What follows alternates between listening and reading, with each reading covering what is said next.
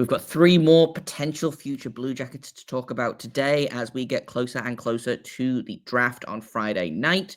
We're talking about Benjamin Kindel, Reschny and Cullen Potter on today's bonus Locked on Blue Jackets.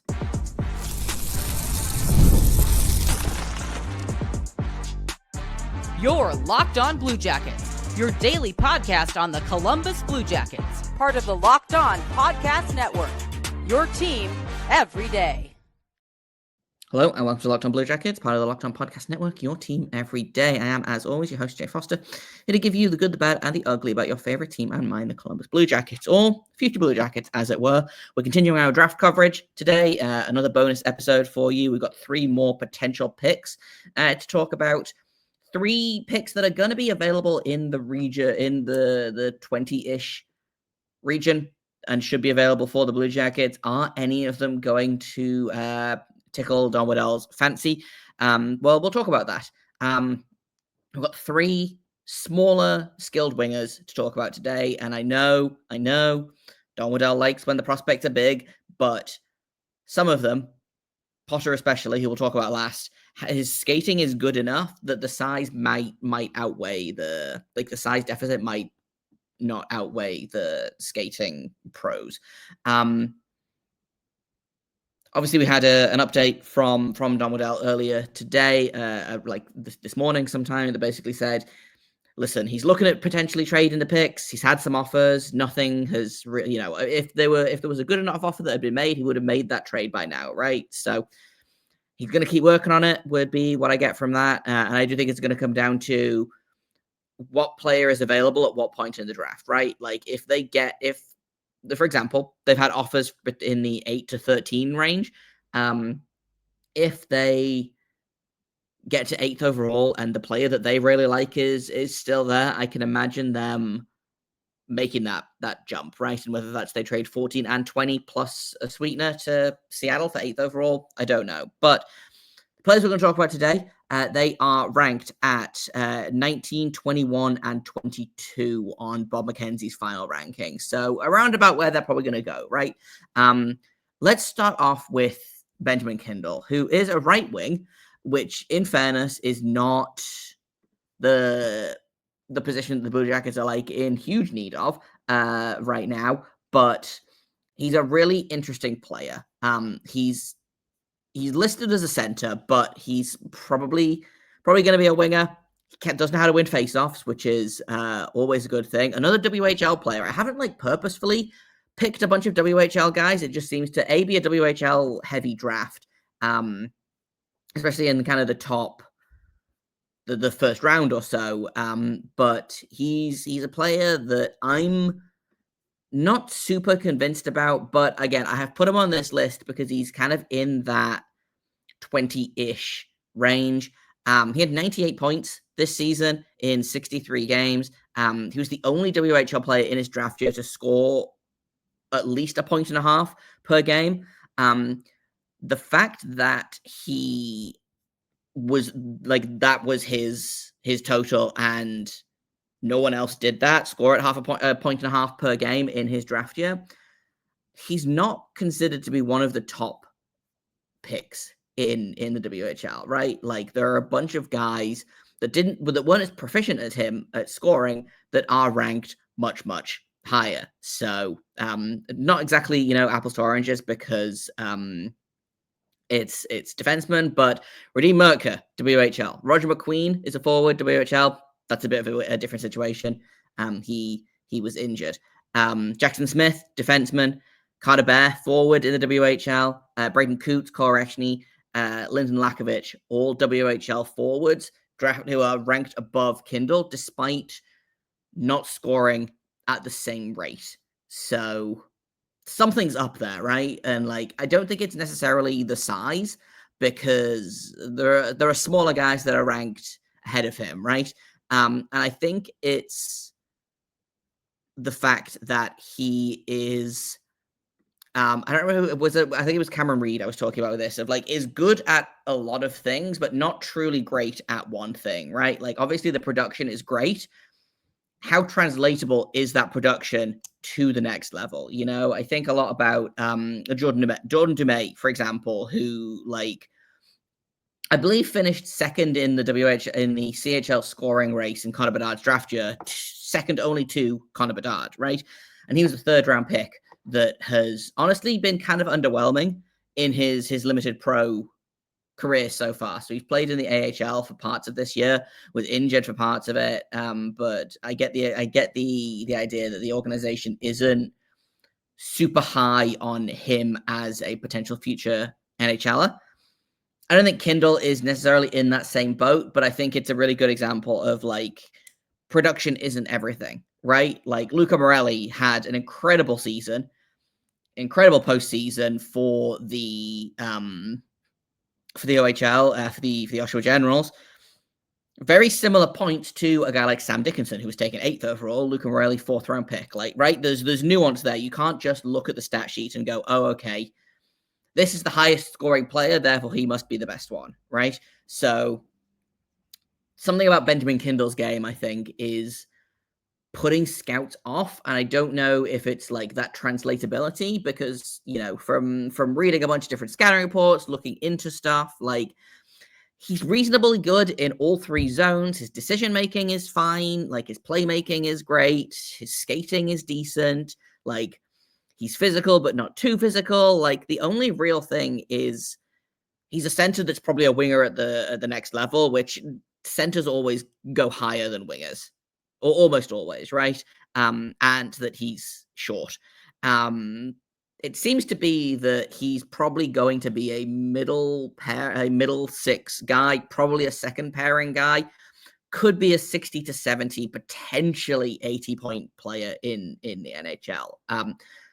For the record, Kindel is my least favorite of the 3 players that we're talking about today. We're going from least favorite to favorite today. I wanted to talk about him because he's been listed in that kind of, again, 15 to 20-ish range that the Blue Jackets were projected to pick in. And again, they're picking 14th and 20th right now. So Kindel, I think, is kind of on the outside looking in for me. Still worth talking about, but not, I don't think, a guy that the Blue Jackets are going to be like particularly taken with. I don't think they're going to, you know, again, he's ranked at 22nd. I don't think it's going to be a case of them jumping if he's there at 20, maybe, but it seems unlikely. Cole Reschny is who I want to talk about next. He is ranked 19th, so he should, in theory, be gone by the time the Blue Jackets pick at 20, but could still be there. Again, ranked at 19th. Another WHL player, played for the Victoria Royals, had 92 points in 62 games for them this season. Is an actual center, not just a center that is, not just a winger that is playing center. Really good two-way guy. Again, we talked about this for a couple of players already. Another smaller guy, that's your problem. That's not his problem, right? Like, if it's your problem, then he's going to make sure it stays your problem. Really, really throws his fairly limited, let's be honest, weight around. Second in scoring for draft-eligible WHL players. 10th in scoring overall for the WHL this season. Just a really solid all-round player. A decent, if not great, skater. Is like I said, effective in all situations, is really good at like creating space with his mind and not necessarily his skating, if that makes sense. Like I think he's a really smart player. But I also think that he is a player that might be left behind in the NHL.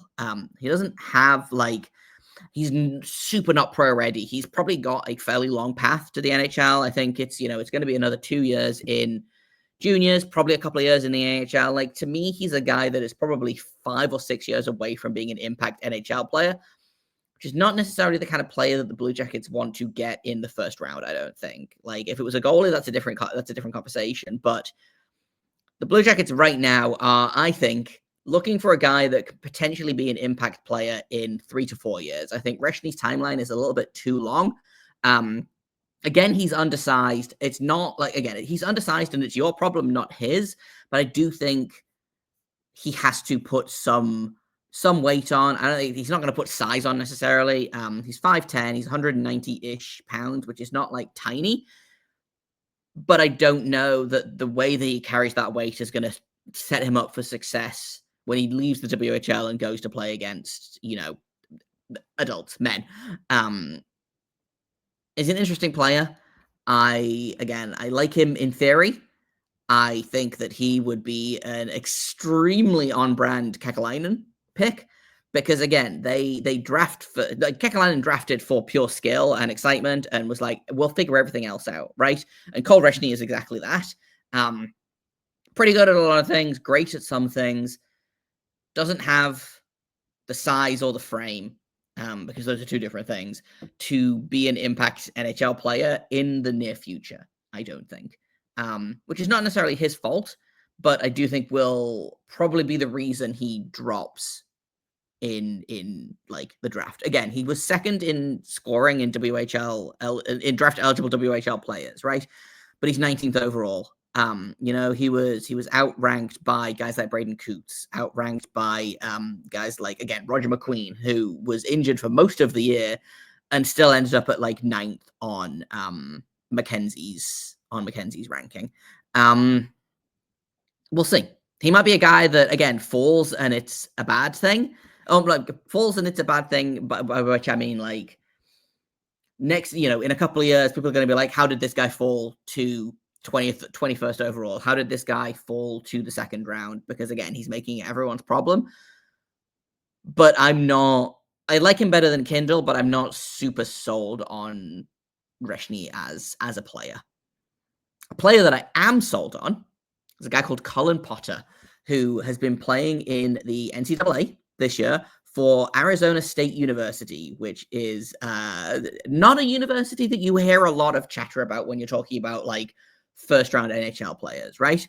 He was a point a game this season in the NCAA, 35 points in 35 games as a 17-year-old. He started college hockey a year early, which is, I feel like, not a lot. Like, that's not done often. And he was a point a game player doing it. Now, yes, playing for ASU has probably made him stand out amongst his teammates more.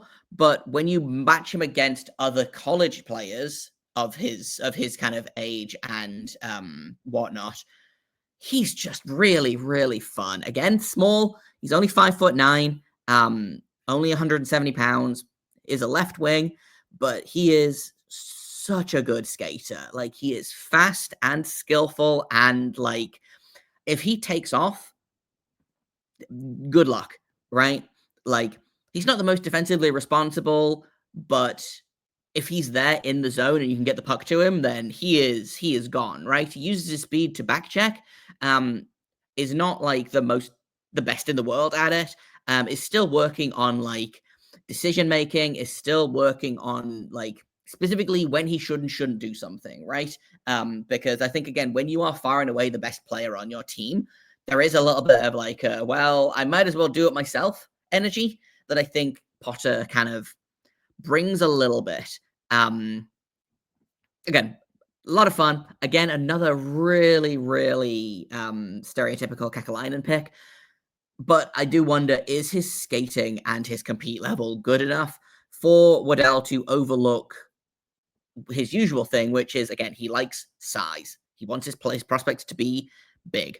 We saw that last year. I think the shortest player he drafted was 6'2", right? And that was the goalie, which was surprising to me. But like, I think Potter is so good and fun. He's going to be another guy that is kind of, I think, similar-ish to Reschny, but I feel better about Potter doing it, is a guy that's going to go at the end of the first round, maybe the start of the second round, and then in a couple of years, people are going to be like, how did this guy fall? How did every team say no to this guy at least once, right?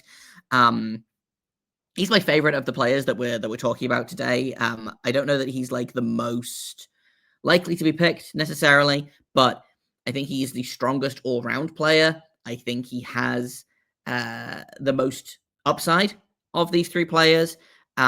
He's not the biggest guy in the world. He's not the most physical guy in the world. But when you look at, guys like Logan Cooley is a really good example, actually, of an undersized winger that has really made his mark, right? And I think if you get a Logan Cooley type player out of Cullen Potter, which that's an if, you are going to be really, really happy about that. I hate to compare him to Johnny Gaudreau, but he's another one that when people are talking about Potter, they compare him to Johnny Gaudreau, to Cole Caulfield, to Logan Stankoven, right? A success story of an undersized winger. His talent is undeniable. His skating is phenomenal. If he can put on like 20 pounds, maybe 10 pounds, he could be one of the biggest sleepers in this draft. So Will Scouch and Tony Ferrari are both big Cullen Potter fans, which is another reason I included him on this list. And then I went away, and again, when guys like Ferrari, when guys like Tony or Will, or guys like that like a player, I'm like, oh, okay, there must be something there. So I typically go away and try and watch some film of that player. And again, like Cullen Potter's he's just fun. Whoever drafts him is just going to get a really fun, really skilled player. And again, if you can get him to A, work on the decision making, and B, put some weight on, one of those is probably easier than the other. Although he does go to college, so maybe the decision making is something that is a work in progress, right? That's a really, really great player that you've got. That's a really good prospect. I just don't think that Waddell will take Potter. I'm not convinced that Waddell will take anyone. Again, I still think, like, if I had to lean one way or the other, I still think that at least one pick is being traded. I would be surprised if they don't trade both. It sounds like they're really trying, right? And again, who knows what will happen on draft night, but for my money, I think that both of those picks are going to be gone. So all of this has kind of been an exercise in futility, and I've got 3 more players that I want to talk about tomorrow. But Cullen Potter, I think, of the forwards that we've looked at so far in this series, I think Potter might be my favorite of them. It's between him and Lyndon Lakovic. I really like Lyndon Lakovic a lot, who, by the way, is listed as 20th on Bob McKenzie's rankings. So there's a big chance that the Lakovic is going to be a Blue Jacket by the end of Friday night. That's what I've got for this bonus episode. I've got one more of these to do, which I think we're going to do tomorrow morning to try and get it in before the draft craziness starts. We have 3 final players to talk about. I want to talk about Logan Hensler, I want to talk about Sean Aitchison, and I want to talk about Sasha Boumedienne. So we've done 3 forwards today. We'll do 3 defensemen tomorrow, and again, 3 defensemen that could be available for the Blue Jackets, probably at 14th for Hensler and Aitchison, potentially at 20th for Boumedienne. But those are the guys that we're going to talk about. So that's coming up tomorrow morning. Thank you for listening to this episode, for making it your first listen of the day every single day. Locked On Blue Jackets is free and available on all podcast platforms, on YouTube, and on social media as well. You can find us on Blue Sky at LO-Blue Jacket. You can find us on Twitter at LO_Blue Jackets. I'm JAKOBFORSTER on Blue Sky. Until tomorrow, thank you for listening, and make sure you stay locked on.